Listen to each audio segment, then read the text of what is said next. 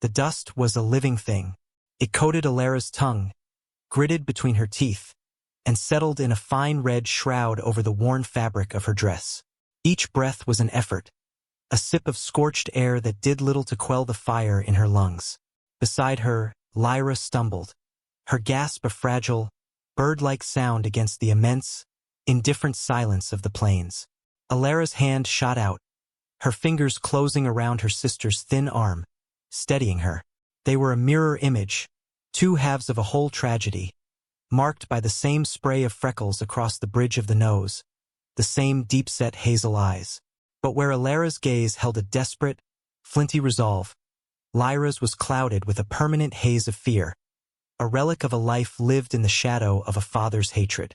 The memory, sharp and visceral, rose unbidden. Their mother's last cry, swallowed by the walls of the sod house, the day she had given their father 2 daughters instead of the son he had prayed for.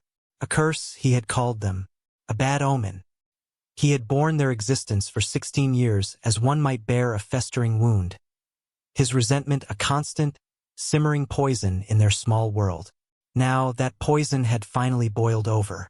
They had run, with nothing but the clothes on their backs and the terrible knowledge that he would not stop looking for them.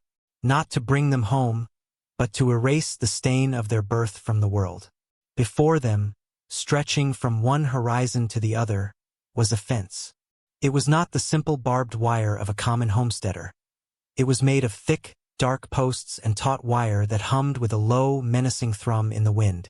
This was the border of Silas Blackwood's land, a man spoken of in hushed, fearful tones in the nearest town, a mighty rancher who tolerated no trespassers, a man who had carved an empire from this unforgiving land through sheer, brutal will. He was as harsh and unyielding as the territory he commanded.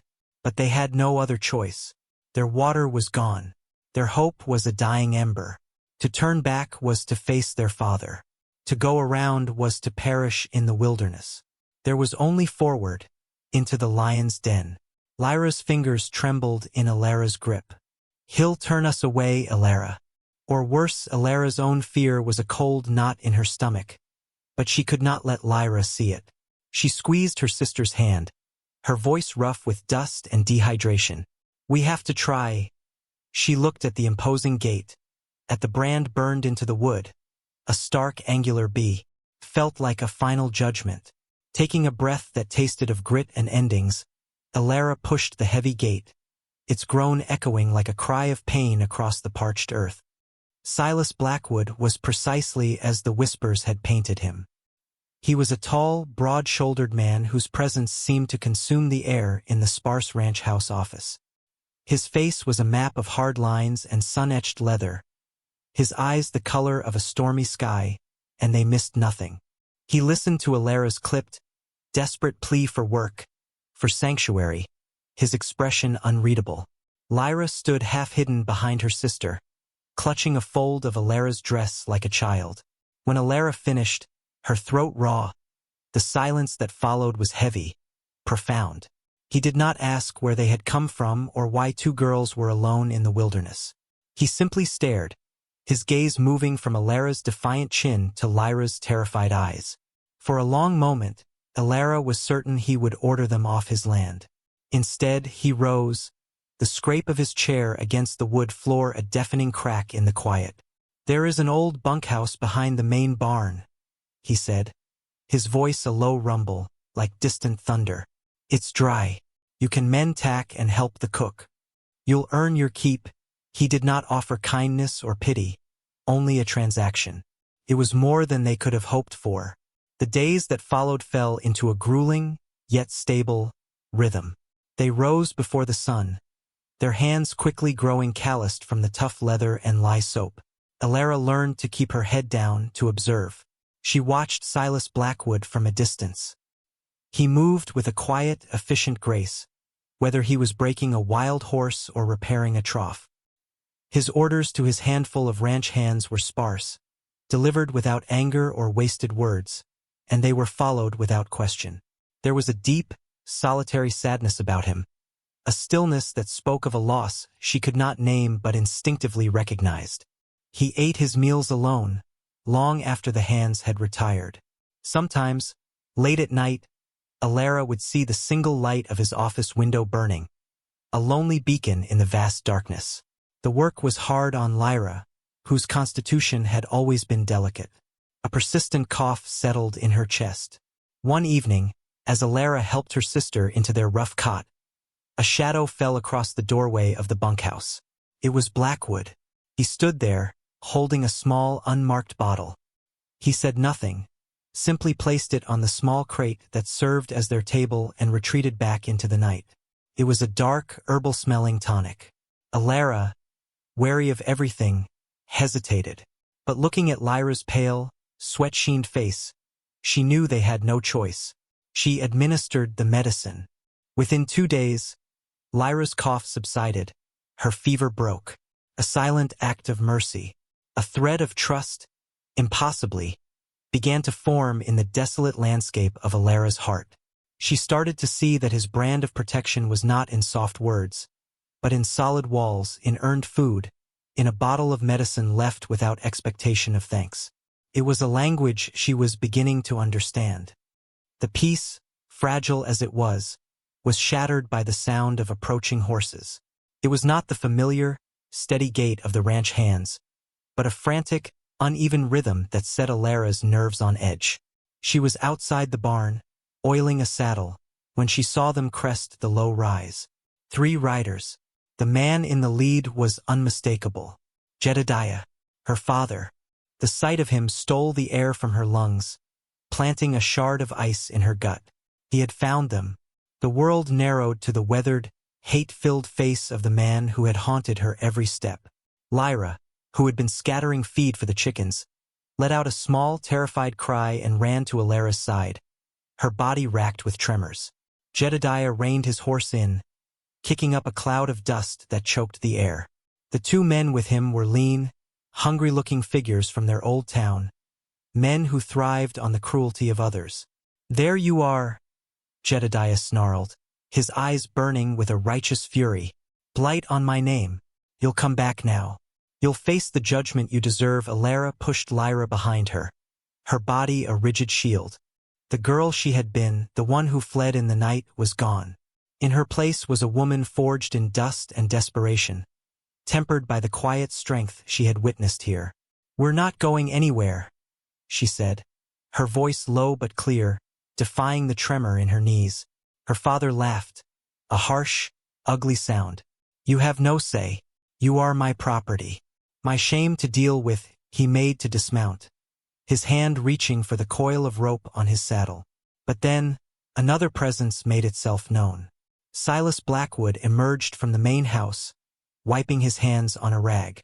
He moved without hurry, yet every step was laden with an unassailable authority. He stopped a few feet from Alara, positioning himself slightly in front of her and Lyra. He did not look at them. His stormy eyes were fixed on Jedediah. "This is private land," Silas stated. It was not a question. It was a fact, as solid as the ground beneath their feet. Jedediah sneered, unnerved by the rancher's calm. "This is a family matter. I'm here for my daughters. They are working for me," Silas said, his voice dropping even lower, carrying more weight than any shout. "They are under my protection." A tense silence stretched, thick with unspoken violence. Jedediah's bravado began to falter under the unblinking, granite-hard stare of the other man. He was a bully, accustomed to preying on the weak, on women, on his own children. He had no power here, faced with a man who was the master of his own world, a man who feared nothing Jedediah could offer. "They're a curse?" Jedediah spat, a last, desperate attempt to assert his reality. "They bring ruin." Silas's gaze flickered for a barest second to Alara, a flash of something unreadable. Not pity, but a deep, shared understanding of sorrow. "The only curse I see here," he said, his voice cutting through the tension, "is a man who would harm his own kin. Leave." Now the command was absolute. It left no room for argument. Jedediah looked from Silas's immovable form to the 2 men with him, who were already shifting uneasily in their saddles. Defeated, his face contorted in a mask of impotent rage, He yanked his horse's reins and rode away, his companions trailing behind him like dogs. They did not look back. The dust settled. The sound of the departing hooves faded into the vast, humming silence of the plains. Alara stood frozen, the adrenaline slowly draining from her, leaving a profound, bone-deep exhaustion in its wake. Lyra was weeping softly behind her, clinging to her dress. Alara reached back, her hand finding her sister's, a gesture of reassurance that was as much for herself as for Lyra. Silas Blackwood had not moved. He stood watching the horizon where the riders had disappeared, his posture unchanging. He had not drawn a weapon. He had not raised his voice. He had simply been, and it had been enough. He finally turned, his gaze falling upon Alara. The hardness in his eyes had softened, not into warmth, but into a quiet solemnity. He saw the defiant strength that had cost her so much, the terror she still fought to conceal, and the fierce, protective love she held for her sister. He saw it all, and for the first time Alara did not feel the need to hide. The shame her father had tried to brand on her soul felt distant, a phantom pain from a life that was no longer hers.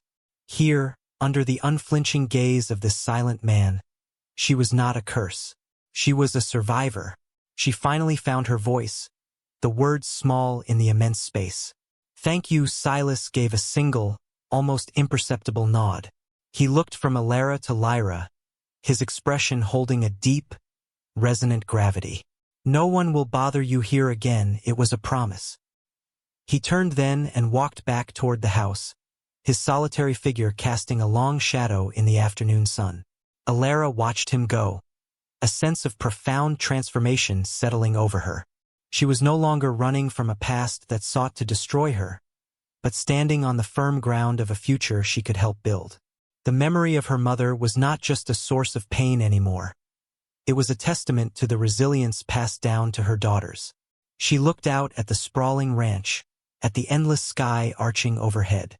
The land no longer seemed hostile or alien. It was vast, yes, but it held the promise of safety, of purpose.